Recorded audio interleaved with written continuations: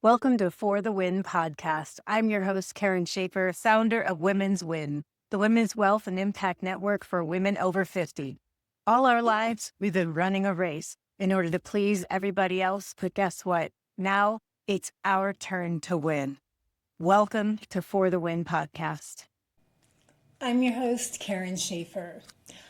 I want to talk to you about one of my favorite investment strategies, and you'll hear me say that often because several of them are my favorite investment strategies because I love real estate investing. And I think it is so amazing, especially for all of us women over 50 that have said, I just want to make some extra income, or I'm ready for my turn. I'd like to do something different in my life, or I really want to create some legacy money. And real estate investing can do all of those things. Now, one thing I will always tell you is I can't make you any promises. You do have to work hard. You should always check into the laws and regulations in your area and make sure if you're working with other people that they understand what those laws and regulations are as well. So a great idea is just to align with a local real estate attorney, a great real estate agent. All those people can help you with investing in your particular area and to really understand the laws and regulations. So let's talk a little bit about wholesaling, or as other people call it, assignments, or assigning a contract. And one of the reasons I think this is so great for women over 50 is it's quick and easy. You also don't have to have any money to do it, which I think is like, woohoo, this is how I started, right? And like I said, it's one of those things that I think really aligns well with our personalities because we know how to talk to people. We know how to look them in the eye. We know how to reassure them. And I think that that's really an important quality overall with real estate investing. But I think it's especially important when we're talking about assignments and wholesaling because that person has to truly understand and trust you because you're not the end user on this property. And oftentimes, so many people today can't look someone in the eye. They can't instill trust and integrity and confidence. And I think as women over 50, we were raised knowing how to do those things, or we've at least learned how to do them over time. So it's a huge advantage that we have over other people that are just starting to invest or learning to invest, or younger people, or men, or we're good at this. Let's just say that. We'll leave it there. So what exactly is wholesaling and assignments or assigning? And it's basically where you find a property that's under market value, and you put it under contract and you assign that contract. So you're selling the paper. That's what we kind of casually refer to it as, selling the paper. You assign that contract to an end user. Now that end user may be somebody who's buying it for themselves. It may be a real estate investor or someone like that. But ultimately what happens is you are going to go out and market or spread the word that you're looking for properties that maybe people don't want to fix up, or they've already paid off and they just don't want to deal with the whole process of showings and all that other stuff, or they inherited a property and don't really know what to do with it and they're ready for somebody else just to kind of take it off their plate so they don't have to deal with it. There's a lot of reasons why people choose to work with an investor versus a realtor.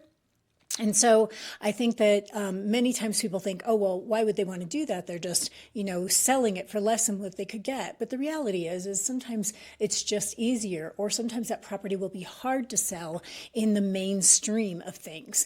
So your job is to go out and find that property, right? And you do that with a very specific kind of marketing. And your marketing can be anything from, just knocking on somebody's door. This is how I started. I started with foreclosures, and I literally would look for them in the newspaper, and I would knock on someone's door.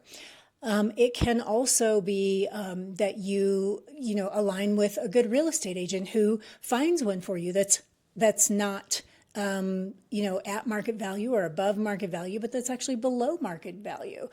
You can do direct mail. You can post signs. There's all kinds of things you can do to acquire these properties. And word of mouth is very, very powerful, by the way. So that's the biggest thing I would say is start talking about it, start telling people about it. And then once you do, then we can walk you through okay, how do you build a system out of that? Then how do you build a company out of that? But basically what you're going to do for wholesaling as assignments is you're going to find these properties that are under market value. Then you're going to go in and talk to the seller and say, hey, I'd like to put your house under contract. You're going to discuss what kind of money you need to bind the contract, right? Because we all need to bind the contract. Sometimes we call that earnest money. It depends on where you live. Some people call it escrow. So whatever kind of money you're going to use to bind the contract. And that can be any amount that you both agree upon that works for you. And generally speaking, that money is then held at the title company, okay? So again, depending on your laws, your regulations, so have it held by a third party is my point. And during that time, you are going to go out and look for an end user.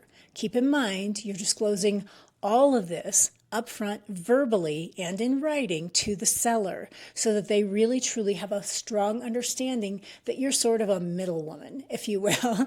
And I always make sure that they have a clear understanding of this in the contract, and I make them initial in that section of the contract that they understand that I am not the end user. So then what you want to do is you want to set up a time and probably like a schedule that you're going to show end users this property and then take offers from them, right? So you'll basically be discussing a price up front with the seller. You will then have a wholesaling fee in the middle that the end user is going to pay you, not the seller, right?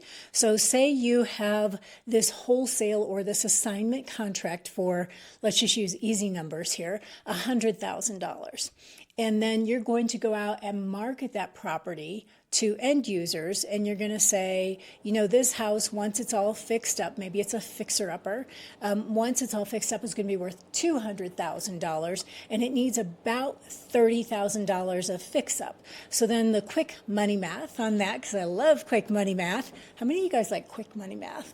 The quick money math on that is $100,000 plus $30,000, right? But there's a little more to it because they're still going to pay me a finder's fee, which is my wholesaling fee. And say I charged $5,000 because I found the property and then I found the buyer. So that buyer is going to pay my $5,000 fee. So now we're up to about $135,000, right? And then they still have to pay holding fees. So how long will it take them to fix the property up? Selling fees, marketing fees, and realtor fees. So all in, say that's another, I'm just, guessing here, say that's another $20,000. So at this point, they have $155,000 into it. So when they go to sell it, they'll make a $45,000 profit.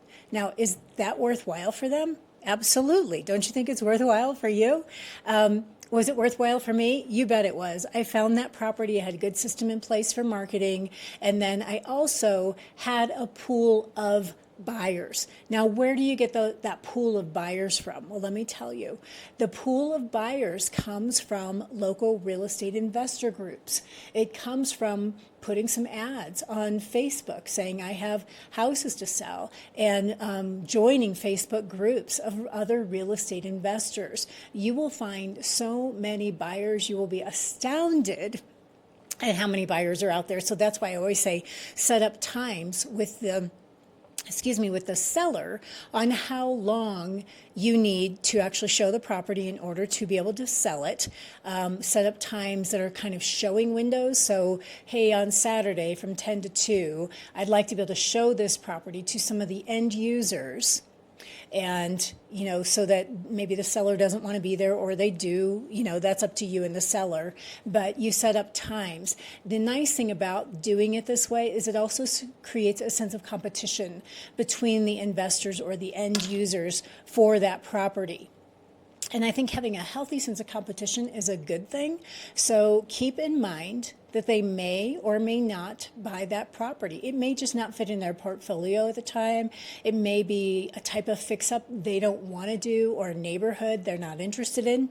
no big deal. It's why you have more than one, why it's important to network in these groups, live and online, and build that network of end users, that network of investors. And then as you grow in your own real estate investing business, you'll find that now you have friends that you can co-op on properties with, or consult with, or buy other houses from as well. So I think wholesaling and assigning is a great opportunity to start, to get your toes wet with real estate investing. I think it's a great opportunity as a side hustle to make some additional money on an investment property. Just to go out, find these properties, maybe even get them through word of mouth, and then be able to sort of sell the paper to another person. I think it's a wonderful way to actually build a network and to really, really start to understand real estate investing and integrate some great systems into your future empire. So there you go. It was great to have all of you on the podcast today. Please don't forget to follow us at For the Win Podcast. Make sure you share it with all your friends. I think each and every one of you is a complete and total win-her, and I'll talk to you on the next podcast. Thank you for joining me on For the Win podcast. I hope you've enjoyed it. If you haven't subscribed already, please do so now and share it with all the women in your lives. Our goal is to inspire and motivate women over 50 around the globe. As one, we are mighty. Together, we change the world.